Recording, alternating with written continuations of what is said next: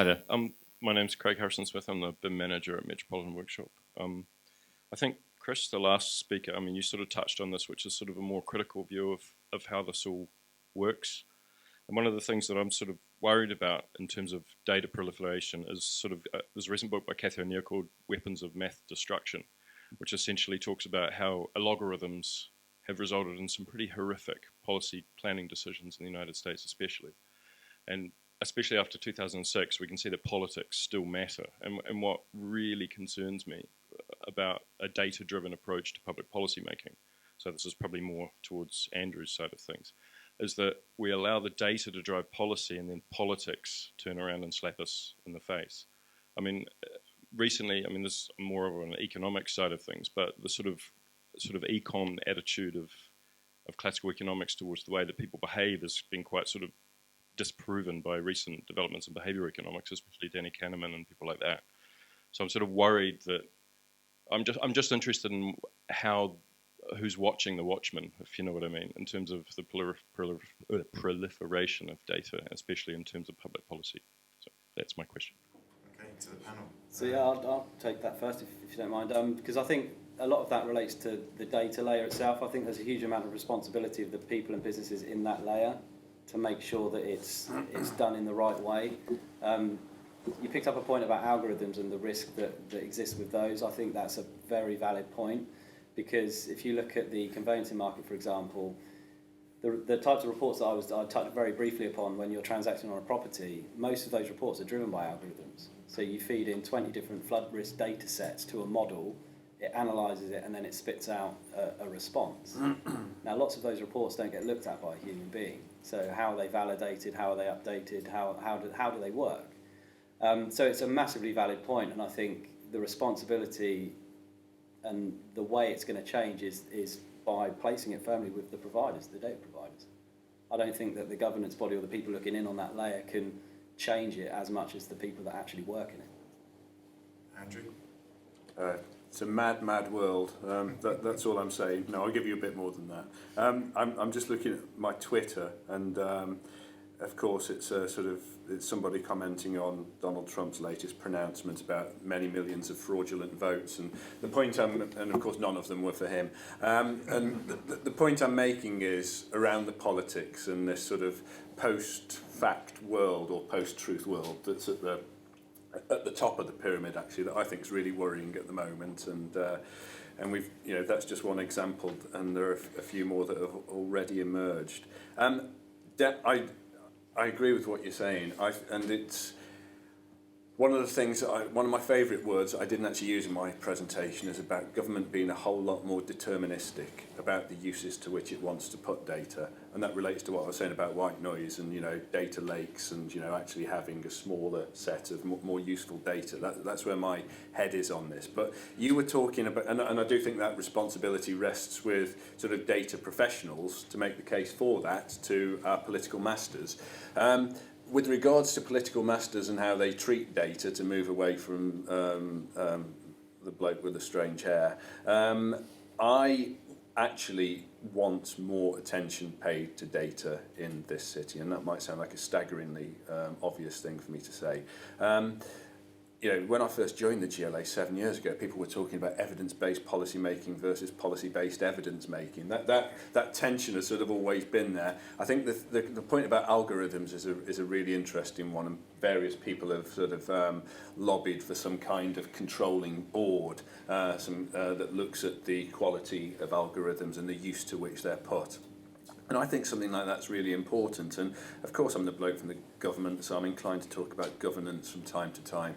I think we need some kind of like city data board that is looking at all of these things, from the making sure that determinism is properly articulated and put into effect, and making sure that these new tools are actually used in a way that is not detrimental to public policy and life in the city. Well, briefly, I think, first of all, shout out to the Metropolitan Workshop. Nice to know you're in the room. I've actually worked with you when I was working with Jason Flanagan at Hamilton's. There you go. And it's a small world. I would just say we shouldn't underestimate the disruptive power of data on governance of every kind. It's a big threat to the established professions. be those political professionals or design professionals. And the algorithms that we may doubt, politics has always been based on analysis of some kind. So I don't think we're in any new territory. Perhaps we just have more data and more choice of which algorithm we go with. The check and balance we continue to have is democracy. If people don't trust the leaders, they find a way of getting rid of them, or at least trying to get rid of them. It'd be interesting to see whether that changes. And I think the benefit of the kinds of data and algorithms and methodologies that we've shown some parts of this morning is the word open, that increasingly these things are open and open to challenge, open to protest, open to discussion of any kind. So, I remain calm about the risks that are present, because I think we've still got the checks and balances. It's a great question, good answers, yeah. It's a really interesting space. All that data should make decisions clearer, shouldn't it? But I guess sometimes it can muddy the waters, especially if you're not really clear what's behind the algorithm and it's not transparent. So that transparency point is absolutely critical, and we are still humans. I don't know if you've been watching the series Humans, I have, and it's a bit scary. And that, ever more important that human check, that I suppose emotional check as well as political and policy check is there writ large as well. Another question there, I think. Yeah, hi, Keith Caller from Designers Foster and Partners. The traditional way of developing algorithms is through finding patterns in data and then producing mathematical models to do that. But as we get more and more data, it's going to be harder and harder to find those patterns. Do you not think that actually there'll be less algorithms present, and actually the future is more to do with artificial intelligence?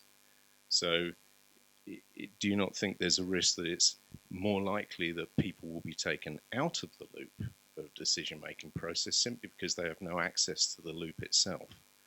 It's a black box. AI is a black box. You don't really understand the amount of data that's going to be present. We're all pushing into big data and stuff like that, but the real value in data is what it means. It's not the data itself, it's the links between data and why they exist, as each of you have actually talked about. So what do you think about the relationship in the future? Google are producing more and more AI tools for people. They're coming into the open market now. Consumers can get hold of AI tools now. So what do you think about the risks of that, and particularly in terms of the huge gap at the moment between the potential there and the current state of governance at local level? Great question. Who'd like to start with that? Tim? I think it is a really good question and an important area for designers in particular to engage. That clearly there's a risk to planning and design and engineering professions. If we can hand over responsibility to the computers, we'd all be out of a job. If that is ever going to happen, it's not going to happen quickly, because our professions have such enormous inertia in them. We're very hard to disrupt, we believe. But it will happen in some ways, that we'll move gradually towards a position where computing is assisting and perhaps beginning to lead our otherwise tacit forms of creation, the things that come from years and years of training at school and then hard work in practice. I personally am very excited about this. I want to engage with it, because if I don't do it, as you've suggested, someone else will. We'll be disrupted. We'll be Ubered out of existence. And I think we can already, from my own experience working for 20 odd years with algorithms, I know they provoke. I don't just use computing and analysis to show me what my designs, how they're going to work. I use them in order to both show me how they're going to work and then reflect back an idea. And it's once you're in that process that you start to see the outputs begin to inform the way you think. It's then the mechanization of that, if I can use mechanics, through artificial intelligence, which I think is really exciting. Not least because there are parts of the world that need professional input but don't have professionals. Parts of the urbanising world that will not get the Foster and Partners, the metropolitan workshops of the world, much as you'd like to. There's just so much happening, we can't do it. We need new forms of professional equivalence, and I think that's where AI and machine learning is really important. I've got two answers. One's quick. I don't know. 3 words, but that's sort of the point, and it goes back to what we were saying previously. It's that open word. We absolutely have to be open in our exploration about how these new disciplines, things like AI, impact on public services. And the example that I give to you is, well, let's take something like adult social care. You can probably slice that into various, let me call them, interventions. But one of the things I'm trying to do with the London boroughs, it's like my example with blockchain, is to go to them and say, look, you have to be honest about what you do not know, because these things will disrupt your business, and it will come from the consumer end, and it will happen whether you like it or not. So there's a point for me, it's my 80-20 rule thing about preparing the ground for technologically led change, and making chief execs realise about the cultural change and the organisational change that will drive. That's my slightly longer answer, and it's one about sort of process and culture again, rather than the intricacies of the discipline. Because back to my first answer, I don't think there's anybody who's exploring it in enough detail at the moment with regard to public services. Chris, anything to add?